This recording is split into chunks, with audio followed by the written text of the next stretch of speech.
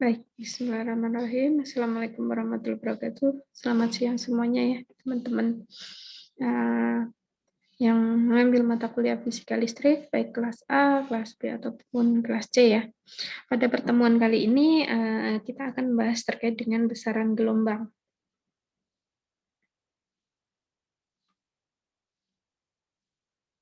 Oke, ini apa itu dengan definisi gelombang? Kita sering sebenarnya ya mendengar terkait apa itu gelombang, ada gelombang bunyi, air, dan lainnya. Nah, ini ada suatu gambaran fenomena yang terjadi pada air ketika dijatuhi, misal Anda menjatuhkan sebuah batu atau menjatuhkan sebuah tetesan air, dia akan terjadi perambatan gelombang ini ya, yaitu maka akan terjadi yang pertama yaitu ada osilasi atau getaran seperti titik di permukaan air ini yang bergerak naik dan turun. Nah, bentuknya seperti bergelombang. Yang kedua adanya perambatan pola, itu pola yang melingkar ya. Nah, ini pada gambar 91 ini merupakan contoh pada gelombang diamati dua fenomena sekaligus, yaitu osilasi titik pada medium dan perambatan pola osilasi. Fenomena lain terjadi pada pola simpangan pada tali bergerak ke ujung dari ujung tali ke ujung tali yang lainnya, selain pada air ya.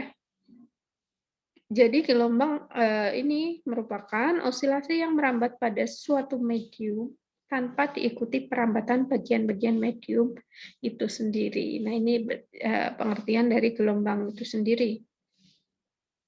Nah, kita ketahui sebenarnya teman-teman juga udah pada paham saya kira ya, kaitannya dengan ada jenis gelombang yang namanya transversal dan longitudinal. Baik, kita bahas terkait gelombang transversal dan longitudinal. Kita baru lihat gambarnya aja sudah langsung paham ya, teman-teman ya.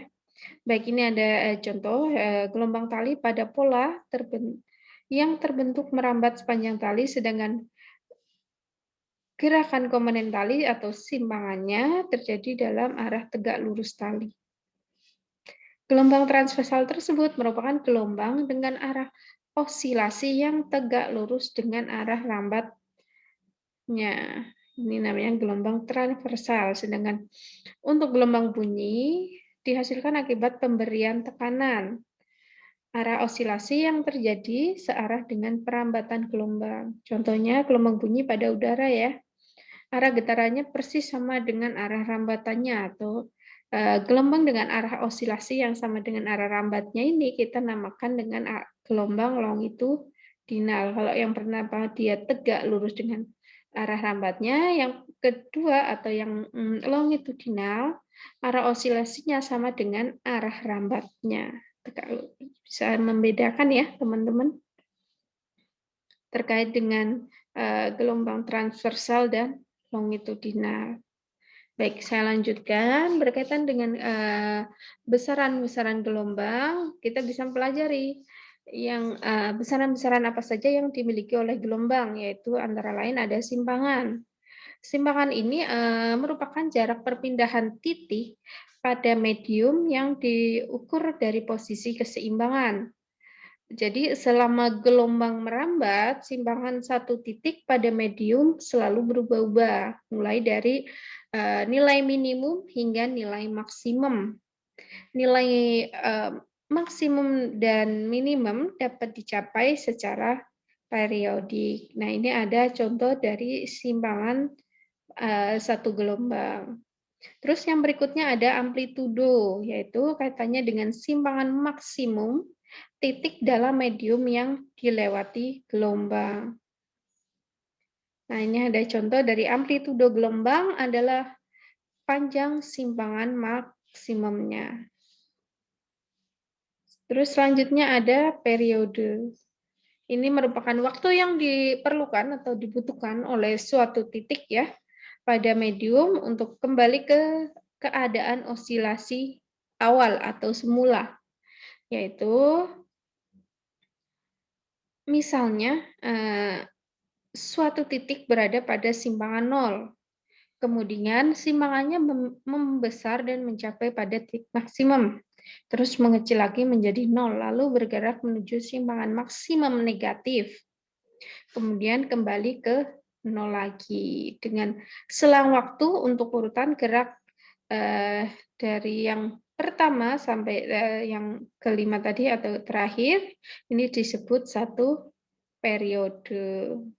Nah, ini ada contoh panjang gelombang untuk gelombang permukaan pada air, dan ini ada arah kecepatannya. Berarti terus yang berikutnya ada namanya frekuensi. Ini merupakan jumlah osilasi yang dilakukan titik-titik pada medium selama 1 detik atau 1 second. Berapa kali dalam satu proses ya dari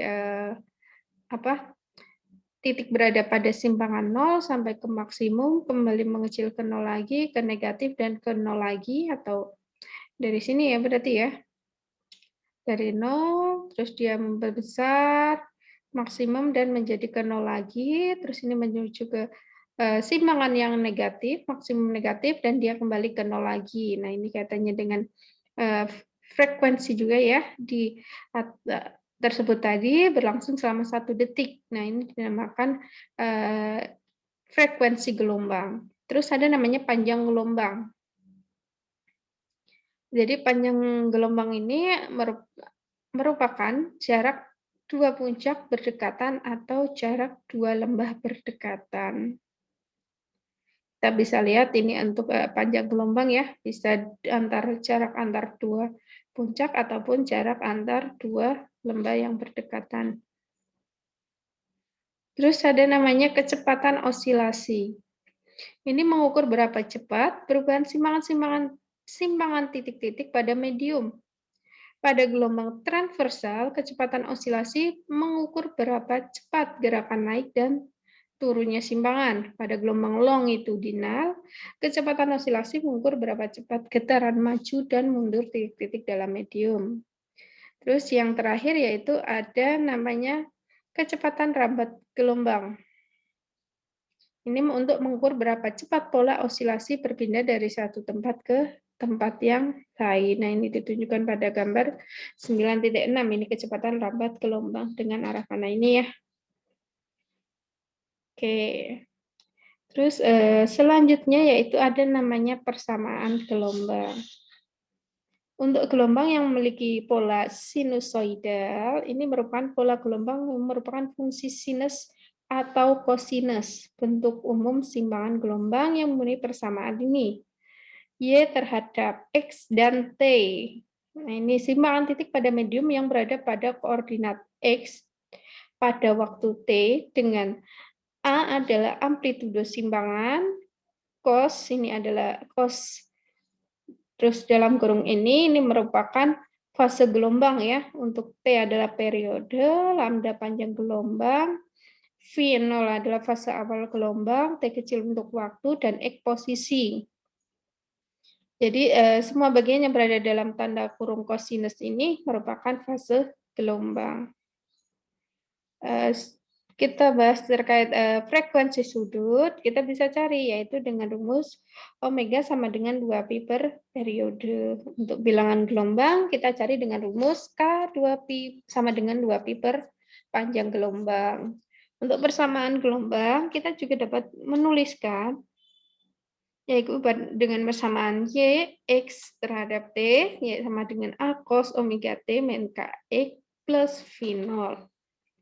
Kita bisa lihat pada gambar 9.7 ini ya, bentuk gelombang pada berbagai waktu ya. Ini ada T sama dengan 0, T sama dengan 1/4 T besar atau periode, T kecil sama dengan setengah periode, ataupun 3/2 periode, ataupun 1 periode. Nah, ini untuk yang A, ini posisinya titik A ini memiliki simpangan 0, sedang bergerak ke atas. Tuh, akan bergerak ke atas ya, sedangkan yang B ini seperempat periode, ini titik A memiliki simpangan maksimum positif dan sedang bergerak ke bawah. Untuk titik C ini setengah periode memiliki simpangan 0 dan sedang bergerak ke bawah. Sedangkan untuk D 3/2 periode ini titik A memiliki simpangan maksimum yang negatif atau pada daerah negatif ya, dan sedang bergerak ke atas. Sedangkan pada titik E, T sama dengan 1 periode, ini titik A memiliki simpangan 0 dan sedang bergerak ke atas. Kondisi ini persis sama dengan kondisi pada A, yaitu pada simpangan 0 dan sedang bergerak ke atas dengan panjang gelombang tersebut ya, atau lambda. Ini untuk contoh bentuk gelombang pada berbagai waktu. Baik, untuk waktu yang diperlukan gelombang berubah dari keadaan A ke E, dari A ini 0 sampai ke 1 periode ini, A ke E ini sama dengan 1 periode ya.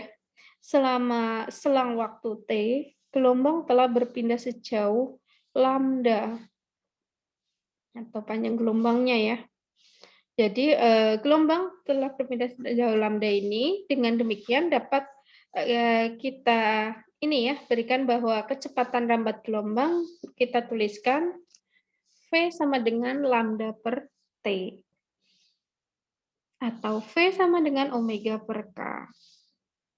Baik, selanjutnya yaitu berkaitan dengan hubungan antara kecepatan gelombang dan sifat medium. Kita ketahui gelombang ini juga bisa terjadi pada tali, ataupun zat padat, ataupun fluida ya. Nah ini fluida ini bisa cair ataupun gas ya.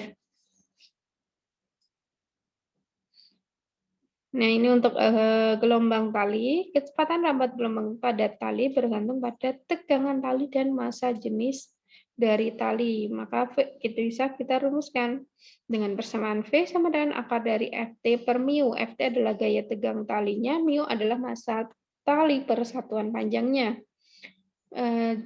Gelombang longitudinal dalam yang padat, untuk laju perambatan gelombang longitudinalnya V sama dengan akar J per rho. J adalah modulus elasticity dari elastisitas dari zat padat tersebut ya. Sedangkan rho adalah massa jenis dari zat padat tersebut. Terus ada gelombang longitudinal pada fluida atau dalam fluida, yaitu laju perambatan gelombangnya bisa dirumuskan dengan V sama dengan akar dari B per P. B adalah modulus bulk atau modulus volume fluidanya, dan rho adalah massa jenis dari si fluidanya. Nah, ini ada contoh, nanti bisa ini ya, buat latihan teman-teman, silakan bisa dikerjakan. Udah ada clue-nya juga ya untuk menjawab, yaitu ada sebuah gelombang dengan panjangnya 0,6 meter. Merambat sepanjang tali dengan yang memiliki panjang atau talinya dia mempunyai panjang yaitu 500 meter total. Masanya tali 14 kg. Cukup berat juga ya. Jika tegangan talinya adalah 1000 Newton, yang ditanya apa? Yaitu berapa laju perambatan gelombang, berarti V kecilnya, dan frekuensi F kecil. Langsung kita bisa ini ya menyelesaikannya dengan mudah sekali ya. Ini untuk panjang gelombangnya ada, lambdanya, L-nya atau panjang talinya ada, massa tali ada, dan untuk Ft kecilnya ini ya, untuk gayanya ya, atau gaya tegang talinya. Maka kita langsung cari dengan mencari mu-nya dulu, massa tali per panjang tali. Baru kita kerjakan, dapatkan nilai laju perambatan, apa dari Ft per mu. Sedangkan untuk periodenya, frekuensi kita membutuhkan periode. Periode itu didapatkan dari panjang tali dibagi laju perambatan gelombangnya. Maka untuk frekuensi 1/T. Mudah sekali ya. Baik, terus ada namanya energi yang di bawah gelombang. Sebenarnya gelombang sinusoidal di mana persimpangannya berubah menurut fungsi harmonik atau sinus kosinusnya, yaitu partikel-partikel medium ini memiliki energi rata-rata yang berbanding lurus dengan amplitudo gelombangnya, yaitu dengan persamaan E sama dengan setengah KA kuadrat. Medium dalam kotak yang panjangnya delta X dan luas penampangnya adalah S. Nah, ini ditunjukkan pada gambar 9.10 ya, sehingga kita bisa mengetahui volume elemennya delta V sama dengan delta E kali S, sedangkan massa elemennya delta M sama dengan rho kali delta V atau rho delta E kali S. Untuk energi gelombang dalam elemen tersebut kita bisa cari yaitu setengah KA kuadrat. Terus ada osilasi harmonik, yaitu omega sama dengan akar K per M. Untuk elemen massa delta M, maka berlaku persamaan K sama dengan omega kuadrat rho delta E kali S. Untuk energi gelombang dalam elemen massa delta M, yaitu ada delta E ya. Delta E sama dengan setengah omega kuadrat rho S rho V kali S kali A kuadrat kali T. Berarti ada terhadap waktu. Dengan daya yang di bawah gelombang bisa dicari dengan delta E per delta T. Untuk intensitasnya bisa dicari yaitu daya persatuan luas. I sama dengan P per S, karena tadi kita ketahui bahwa untuk luas penampangnya adalah S. Atau bisa juga dengan rumus setengah rho V omega kuadrat A kuadrat.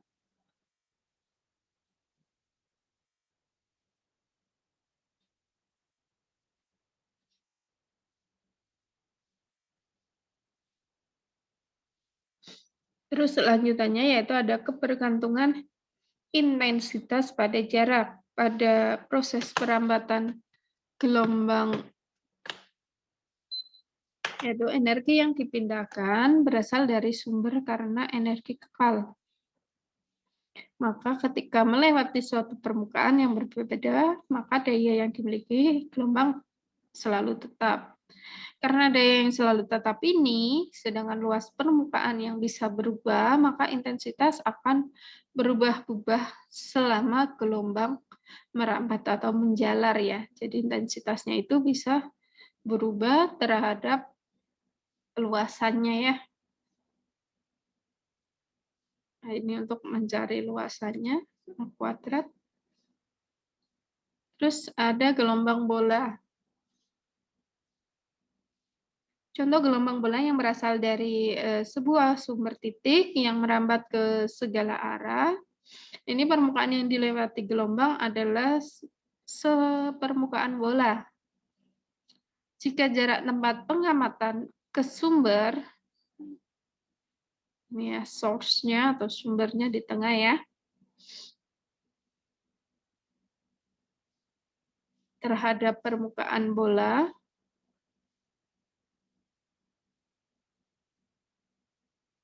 ini merambat ke segala arah ya.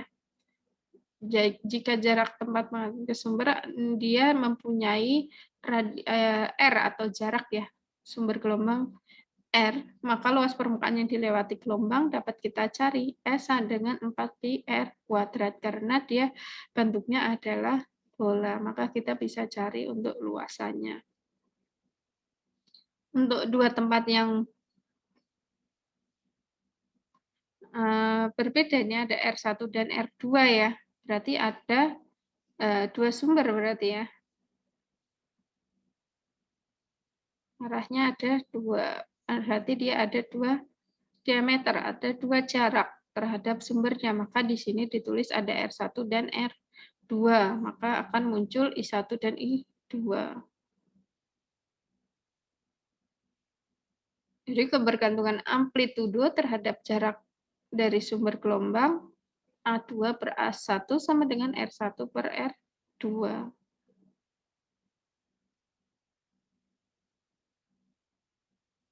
Ini harusnya yang berjarak ya ini ya. Ketutupan. Oke. Ada dua jarak yang berbeda. Terus pada gelombang lingkaran,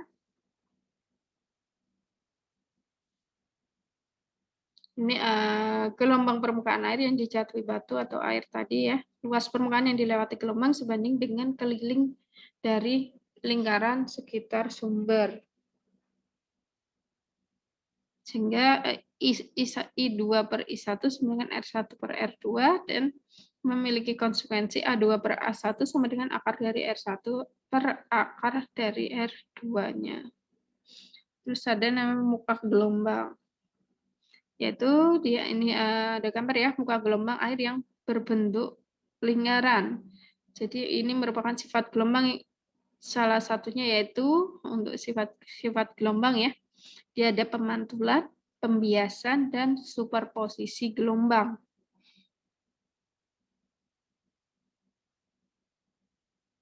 Untuk muka gelombang secara umum didefinisikan kumpulan titik-titik pada medium yang memiliki fase simpangan yang sama atau fase simpangannya V sama dengan 2pi T kecil per T besar atau periode min 2pi X per lambda plus V 0 atau fase awalnya ya. Nah, untuk gelombang air yang kita bahas ini ya, titik-titik dengan fase yang sama tentu berada pada keliling lingkaran. Dengan pusat adalah titik tempat menjatuhkan batu atau di tengah sini ya, batu atau air atau kerikil ya.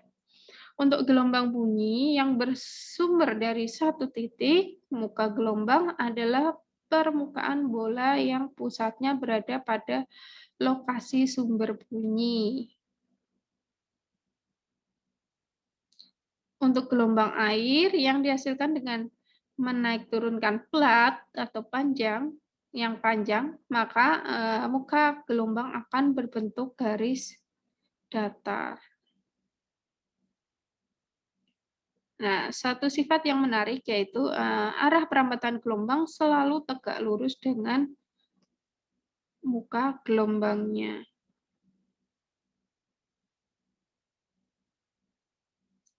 Terus ada namanya prinsip Huygens ya. Ini menyatakan setiap titik pada muka gelombang berperan sebagai sumber gelombang titik yang baru. Muka gelombang baru dapat dipandang sebagai gabungan muka gelombang yang dihasilkan sumber gelombang titik maka muka gelombang lama pada muka gelombang lama ya. Ini ada muka gelombang datar dan muka gelombang lingkaran atau bola ya. Ini berdasarkan prinsip Huygens. Terus ada namanya pemantulan gelombang. Pemantulan adalah pembelokan ya, arah rambat gelombang karena mengenai bidang batas medium yang berbeda. Dengan gelombang pantul adalah gelombang yang berada pada medium yang sama dengan gelombang datangnya. Contoh gelombang pada tali, pemantulan terjadi pada ujung tali. Gelombang sampai ke ujung tali satunya. Karena gelombang tersebut mengalami pemantulan yang merambat dalam arah yang berlawanan. Nah, ini pada yang A ini contoh gelombang pada tali ya, mengalami pemantulan dari ujung ke ujung. Terus yang B adalah pemantulan gelombang permukaan air oleh dinding.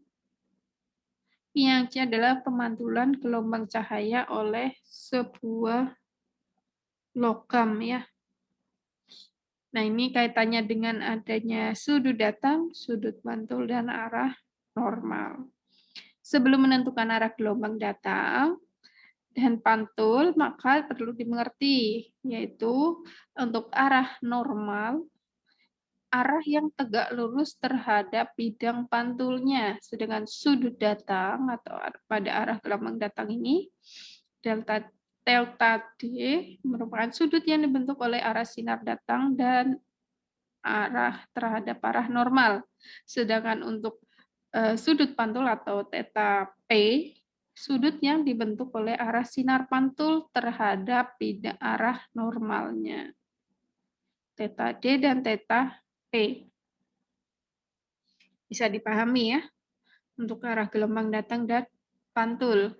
Terus selanjutnya, hukum pemantulan menyatakan bahwa sudut datang persis sama dengan sudut pantulnya. Jadi theta D ini akan sama dengan theta P-nya. Sehingga bisa dituliskan theta D sama dengan theta P. Hukum ini dapat dibuktikan dengan mudah, yaitu menggunakan prinsip Huygens ya. Nah, ini pada gambar 9.16.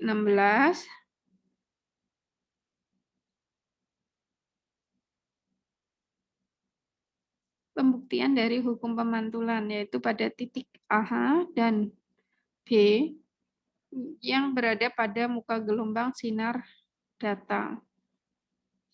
Titik A menyentuh bidang pantul, sedangkan B belum. Titik B masih berjarak BC ke titik pantul. Nah, masih ada jarak. Yaitu titik pantulnya adalah ini ya, titik C. Titik B ini mencapai titik pantul C. Titik A telah terpantul ke titik D. B ke C, A ke D. Garis CD ini membentuk muka gelombang pantul. Waktu yang diperlukan gelombang dari A ke D ini sama dengan B ke C. Maka untuk AD sama dengan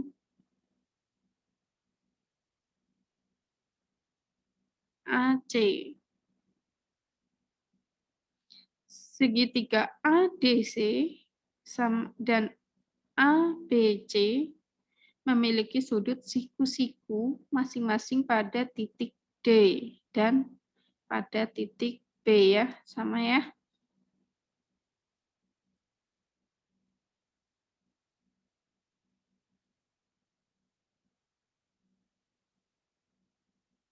Oh, ini harusnya ini ya, yang ini salah ketik nih.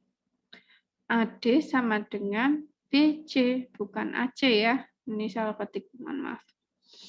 Baik, untuk sudut BAC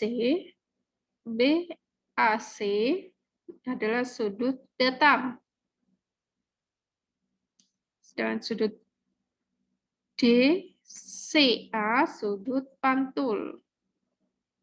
Maka bisa kita hitung untuk BC-nya. BC sama dengan AC sin theta D. Sedangkan kita untuk AD sama dengan AC sin theta P-nya. Karena AD dan PC sama, maka kita bisa tuliskan sin theta D ini, sin theta D sama dengan sin theta P, atau theta D sama dengan theta P.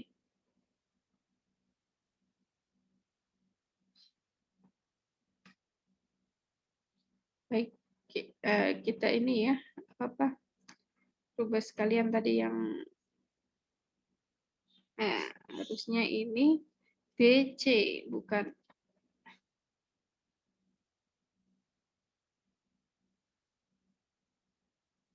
Oke, biar tidak terlewat. Baik, saya lanjutkan. Ini kaitannya dengan sudut pantul dan sudut datang dan sudut pantul ya, untuk pembuktian pada hukum pemantulan berdasarkan prinsip Huygens. Terus ada namanya pembiasan.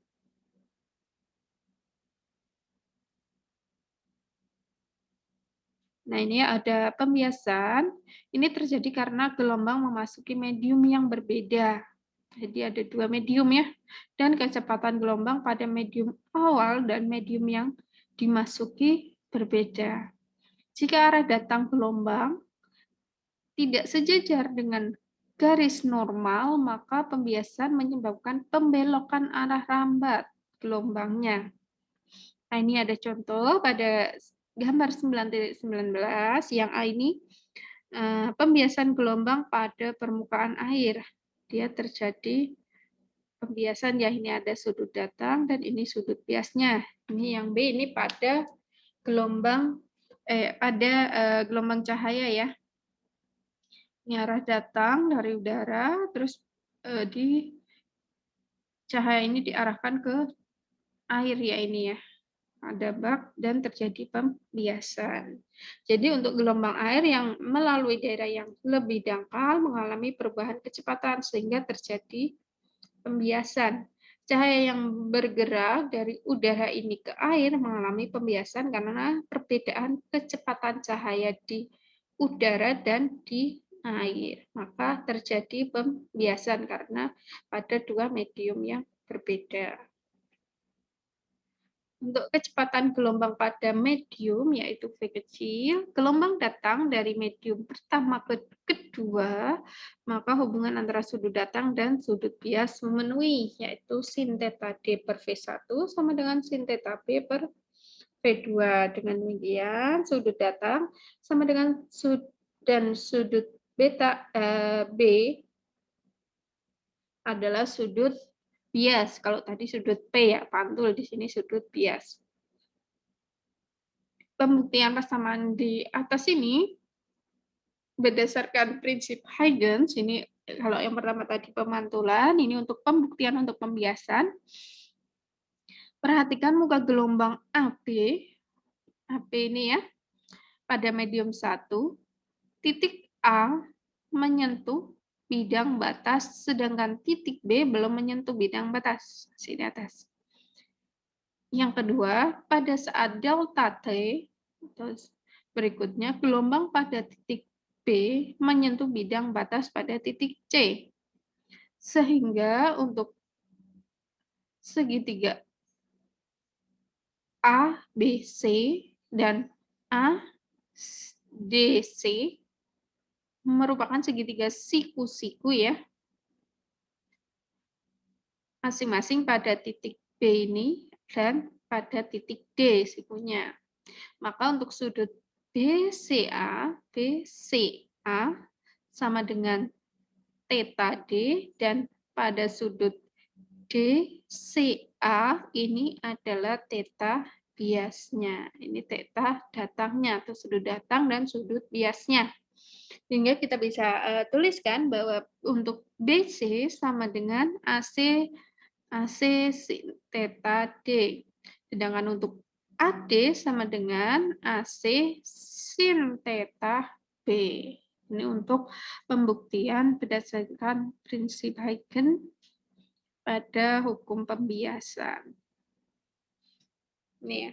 AD per BC sama dengan AC sin theta B per AC sin theta D. Sehingga kita bisa tuliskan V2 delta T per V1 delta T sama dengan sin theta B per sin theta D. Theta T-nya hilang, maka V2 per V1 sama dengan sin theta B per sin theta D. Atau bisa dituliskan juga sin theta D per V1 sama dengan sin theta B per V2.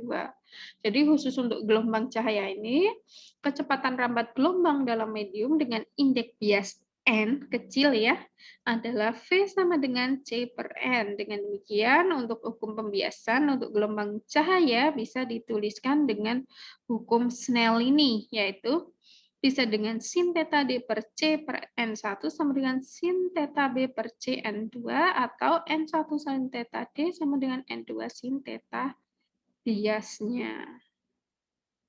Bisa dipahami ya, kaitannya dengan hukum pemantulan dan pembiasan berdasarkan prinsip Huygens ya. Terus ada namanya superposisi. Apa yang terjadi jika ada dua gelombang yang merambat bersama dalam medium tersebut? Nah, ketika gelombang pertama dan kedua akan menyimpang titik-titik dalam medium antara min A sampai A plus ya. Nah ini Sehingga simpangan total titik-titik dalam medium ketika dua gelombang merambat bersamaan merupakan jumlah dari simpangan yang dihasilkan oleh masing-masing gelombang. Fenomena ini yang dikenal dengan namanya superposisi.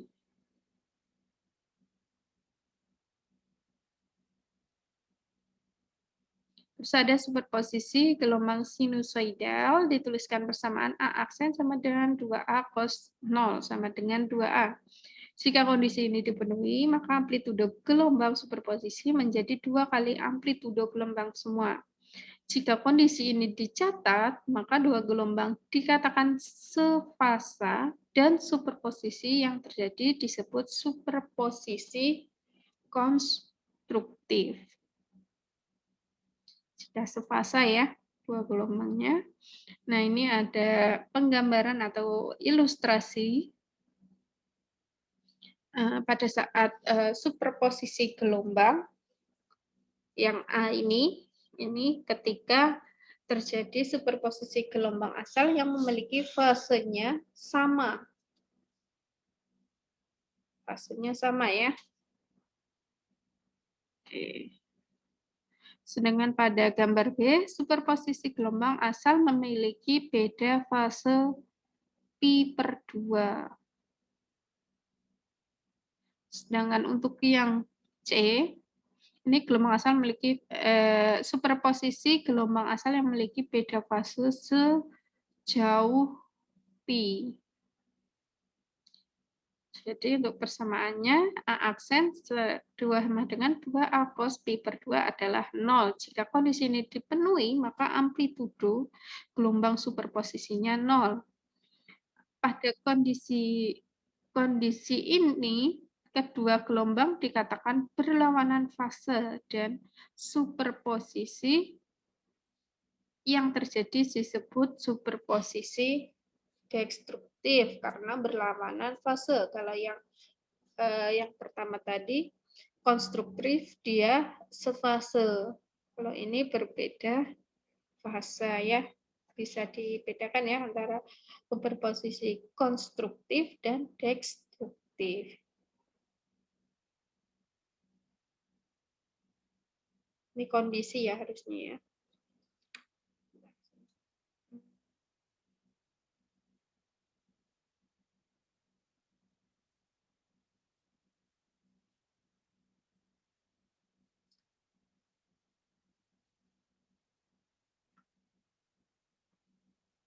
Baik, saya lanjutkan. Dan ini pelayangan. Untuk gelombang bunyi, saat amplitudo maksimum, kita akan mendengar bunyi yang keras. Dan amplitudo 0, kita tidak mendengar bunyi saat amplitudenya 0. Karena amplitudo maksimum muncul secara periodik, maka tidak mendengar bunyi keras yang muncul secara periodik dengan periode. Jadi amplitudo maksimum terjadi berulang-ulang dengan periode atau dengan persamaan di bawah ya. Ini untuk sigma sama dengan 1/delta F. Peristiwa ini disebut pelayangan dan T disebut periode pelayangan. T ini ya, T sama dengan 1/delta F. Terus ada namanya gelombang berdiri. Pas menarik sebenarnya ini ya, terjadi jika gelombang yang bersuperposisi merambat dalam arah yang berlawanan. Tiap titik akan berosilasi harmonik secara harmonik dengan amplitudo yang bergantung pada posisinya. Gelombang semacam ini disebut gelombang berdiri ya. Ini pada gambar 923. Nah, ini berosilasi secara harmonik dengan amplitudo yang bergantung pada posisinya. Terus ada namanya gelombang berdiri pada dawai atau alat musik ya. Ketika Anda petik gelombang berdiri dapat kita jumpai pada senar gitar ataupun alat musik lainnya yang dipetik. Yaitu untuk frekuensinya kita bisa cari dengan rumus F sama dengan V per lambda atau panjang gelombangnya. Dengan frekuensi harmoniknya yang bentuk gelombang harmonik ya yang dihasilkan itu bisa dicari dengan Fn sama dengan V per lambda n atau V per 2L per N sama dengan N V per 2L. Nah, ini contoh dari berbagai pola gelombang berdiri yang terbentuk pada tali atau senar gitar yang ketika kita petik, maka dia akan menghasilkan bunyi dan kita bisa tahu berapa frekuensinya ataupun frekuensi harmoniknya. Baik, mungkin itu saja yang bisa saya sampaikan terkait gelombang besaran gelombang ya. Nah, ini sebenarnya fenomena ini sering kita alami ya di keseharian ya, dengan kaitannya dengan besaran gelombang, baik gelombang bunyi ataupun gelombang pada tali ataupun gelombang yang terjadi pada permukaan fluida ya. Namun kita perlu mempelajari akan hal tersebut ya, fenomena-fenomena yang terjadi. Baik, mungkin itu saja yang bisa saya sampaikan, teman-teman mahasiswa.